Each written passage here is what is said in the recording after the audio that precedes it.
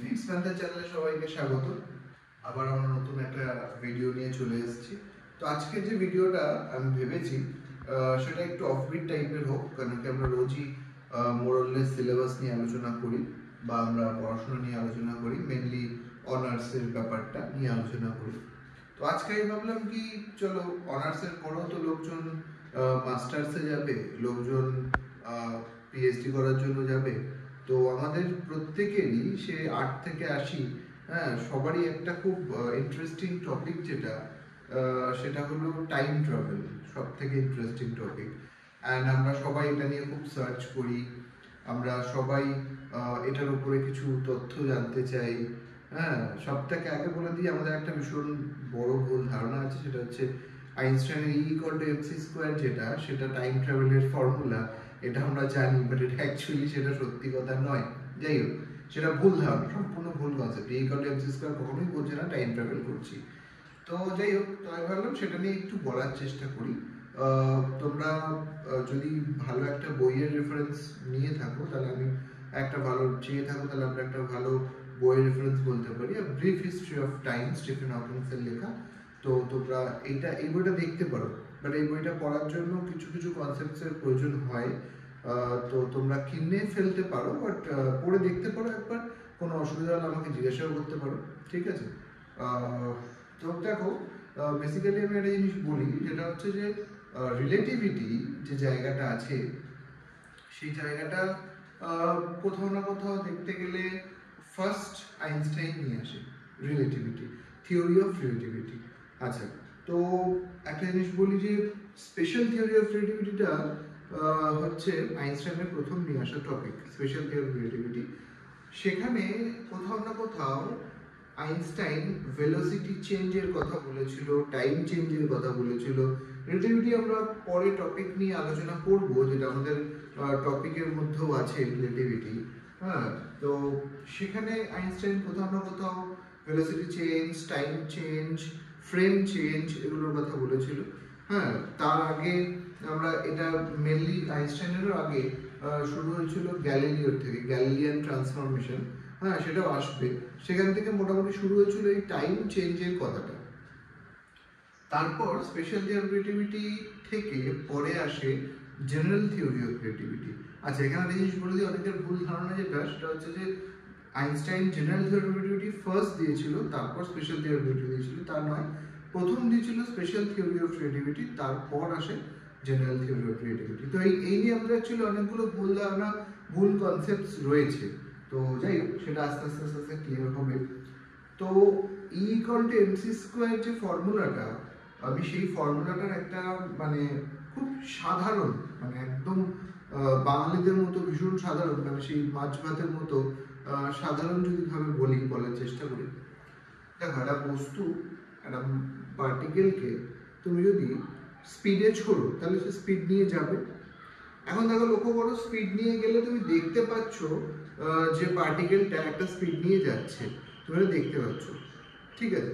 তো এই স্পিডটা তুমি যদি বাড়াতে থাকো এরকম করে, এই স্পিডটা যখন তুমি করে দেবে 3×10⁸, যেটা হচ্ছে লাইটের স্পিড। তো কোনো একটা পার্টিকেলকে আমরা যদি লাইটের স্পিডে ছুড়ে দিই, তাহলে কি হয়? তাহলে পার্টিকেলটা তখন তার এনার্জি ফরমেশন নিয়ে নেয়, তখন পার্টিকেলটা আর মাস ফরমেশনে থাকে না।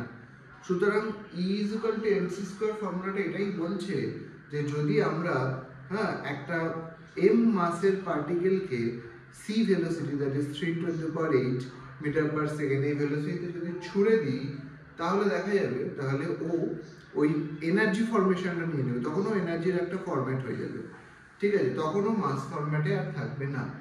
এটাই মেনলি E=mc² এর মেন বক্তব্য, মেন টপিক। তো এখানে একটা জিনিস বলার আছে, সেটা হচ্ছে যে E=mc² একটা বেস তৈরি করে। এখন দেখো, টাইমের যে বিষয়টা, আমরা টাইমকে কিভাবে ডিফাইন করতে পারি আমরা যদি বলি, অ্যাকচুয়ালি টাইমের মধ্যে কিছু হয় না, টাইমের একটা ডাইমেনশন।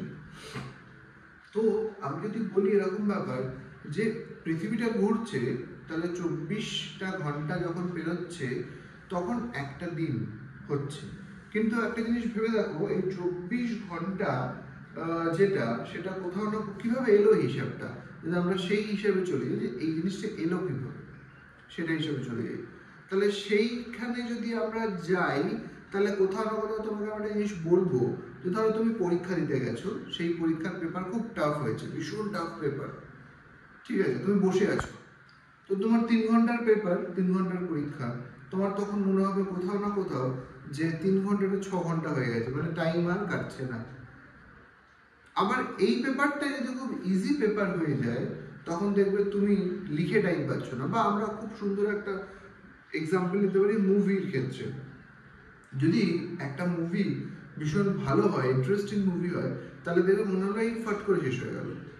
বাট যদি সেই মুভিটাই খুব বোরিং মুভি হয় তাহলে দেখবে সেটা শেষ হতে চাইছে না। সুতরাং কোথাও না কোথাও টাইম একটা উপলব্ধি বলা যায়, একটা রিয়েলাইজেশন বলা যায়, সেটাকে আমরা বলতে পারি, যেটা আইনস্টাইনও বলেছিল যে টাইম ইজ এ রিয়েলাইজেশন।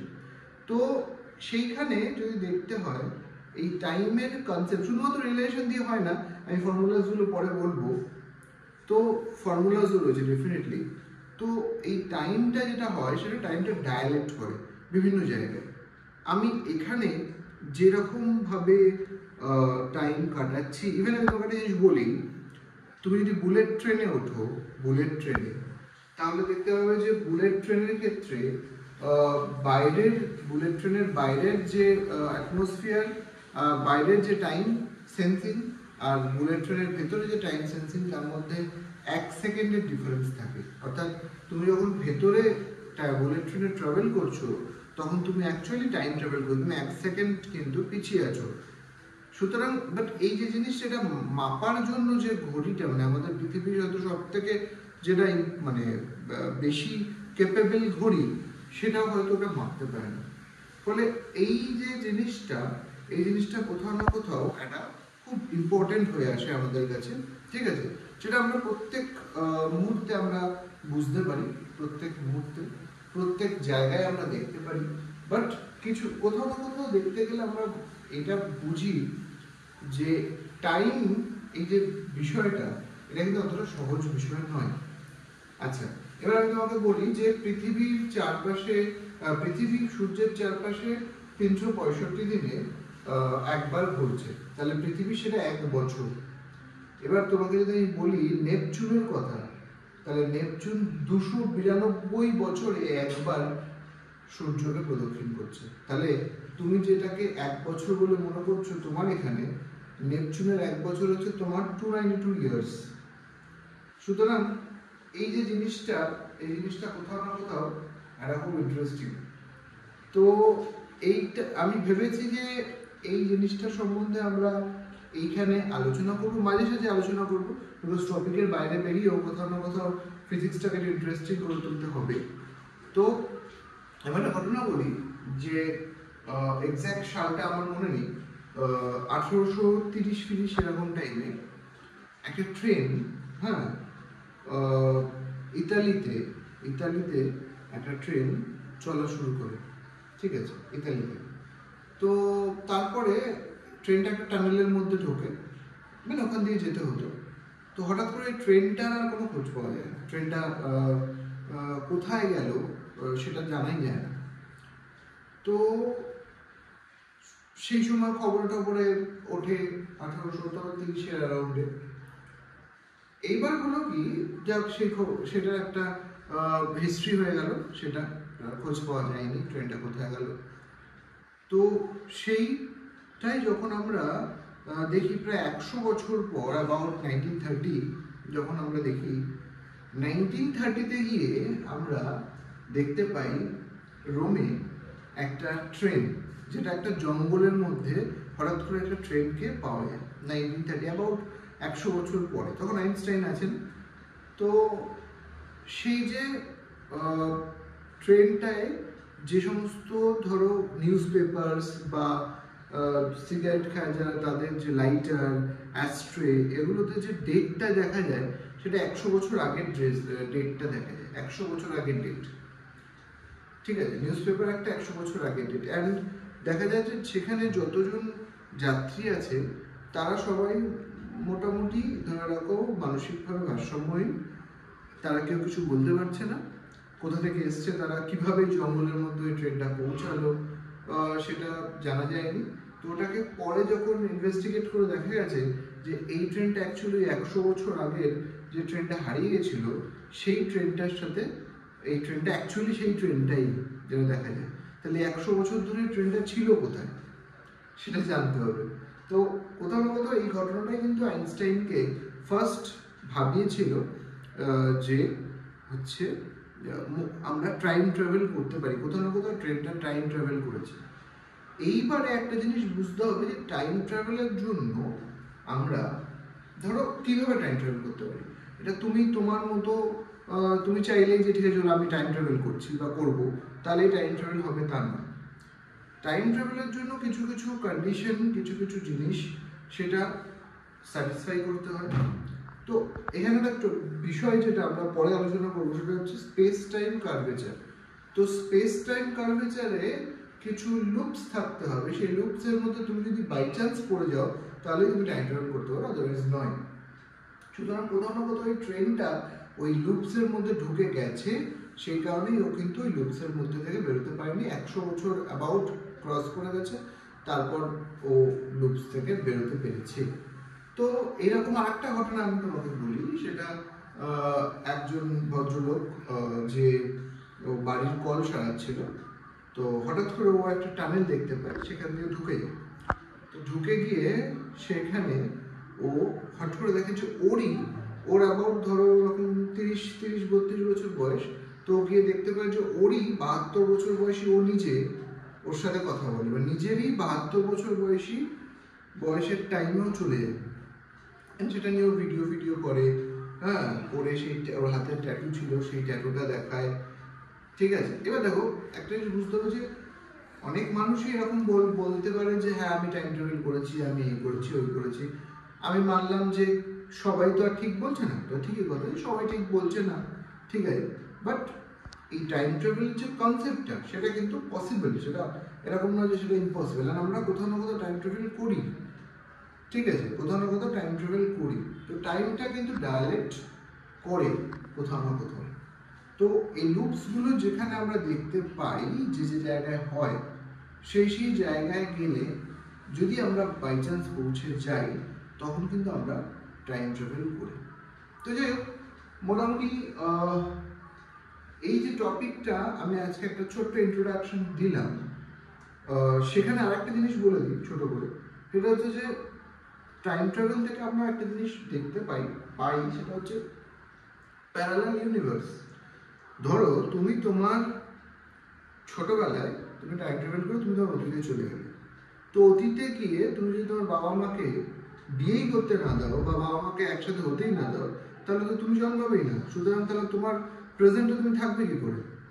সুতরাং সেই জিনিসটা যখন আমরা করবো তাহলে আমাদের প্রেজেন্টে থাকা সম্ভব না। সুতরাং যদি বাই চান্স এটা হয় তাহলে প্রেজেন্ট থাকবে কিভাবে? সুতরাং এখানে বলছে প্যারালাল ইউনিভার্সের কনসেপ্ট, মানে আমাদের যেরকম ইউনিভার্সটা আছে এরকম একাধিক ইউনিভার্স আছে যেখানে আমরাই আছি কোথাও না কোথাও। তো এই প্যারালাল ইউনিভার্সের টপিকটা নিয়েও আমরা আলোচনা করব। তো যে জিনিসটা বলছিলাম কি, সিলেবাসের বাইরে গিয়েও কোথাও না কোথাও ফিজিক্সটাকে একটু ইন্টারেস্টিং করার জন্য আমি এটা ভেবেছি যে এই কনসেপ্টের উপরে ধীরে ধীরে আলোচনা করব। হয়তো অনেকদিন পর একটা ভিডিও আসবে, বাট হ্যাঁ একটা ভিডিও আসবে যাতে ফিজিক্সটা অ্যাজ ইফ যে সিলেবাস তো ঠিকই আছে, তার বাইরেও যেন ব্যাপারটা চলতে থাকে, আমাদের মধ্যে কোয়ারিজ চলতে থাকে। তো আমি তোমাদেরকে বলছি যে তোমরা বেশি বেশি করে লাইক করো, কমেন্ট করো, শেয়ার করো। আর কমেন্টে তোমরা বিভিন্ন তোমাদের এই টাইম ট্রাভেল নিয়ে বহুত প্রশ্ন আছে, আমি জানি বিশাল প্রশ্ন আছে টাইম ট্রাভেল সম্বন্ধে। ফার্স্ট কোশ্চেন, আমরা কি টাইম ট্রাভেল করতে পারি? যাই হোক, এরকম টাইপেরও কোশ্চেন যদি হয় তোমরা তোমাদের কোশ্চেনগুলোকে কমেন্টে লেখো, আমি ডেফিনেটলি কমেন্টগুলো চেক করবো। আমার কমেন্ট চেক করা হয়নি, বাট যে আমি কমেন্টগুলো চেক করবো, চেক করে আমি ডেফিনেটলি পরের ভিডিওতে আনসার্সগুলো দেবো। পরের ভিডিওতে এরপরে আরও বেশি জিনিসপত্র নিয়ে আলোচনা করবো, যেটা আজকে করলাম। তো আজকের ভিডিওটা এই অবধি থাক। তোমরা সবাই বেশি বেশি করে লাইক, কমেন্ট, শেয়ার করো আর সাবস্ক্রাইব অবশ্যই করো চ্যানেলটাকে।